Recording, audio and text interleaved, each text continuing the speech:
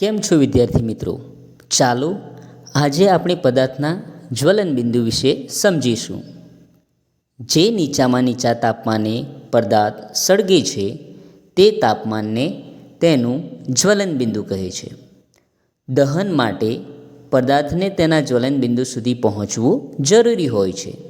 ચાલો આ સમજવા માટે આજે આપણે એક પ્રવૃત્તિ કરીશું.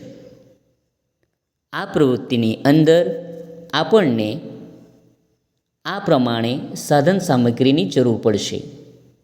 કાગળના 2 ખાલી કપ, ત્રિપાઈ, મીણબત્તી, પાણી અને દિવાસળી. ચાલો સૌપ્રથમ આપણે કાગળના ખાલી કપને સ્ટેન્ડ પર મૂકીશું. તો આ રીતે કાગળનો કપ સળગી ઉઠે છે, કારણ કે તેના જ્વલન બિંદુ જેટલું તાપમાન મળી જાય છે. તેથી કાગળનો કપ સળગી જાય છે. ચાલો હવે આપણે બીજા એક કાગળના કપમાં પાણી ભરીશું. અહીં આપણે ચા પણ બનાવી શકીએ.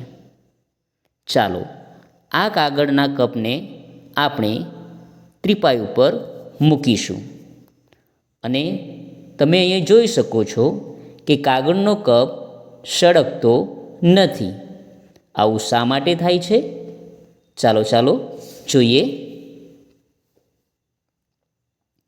કાગળના કપને આપેલી ઉષ્મા એ ઉષ્માવહન દ્વારા પાણીને મળે છે, માટે પાણીની હાજરીમાં કાગળ તેનું જ્વલન બિંદુ પ્રાપ્ત કરતું નથી અને એટલે જ તેનું દહન થતું નથી. છે ને મજાનું? જુઓ, અહીં ચા આપણી તૈયાર થઈ ગઈ છે.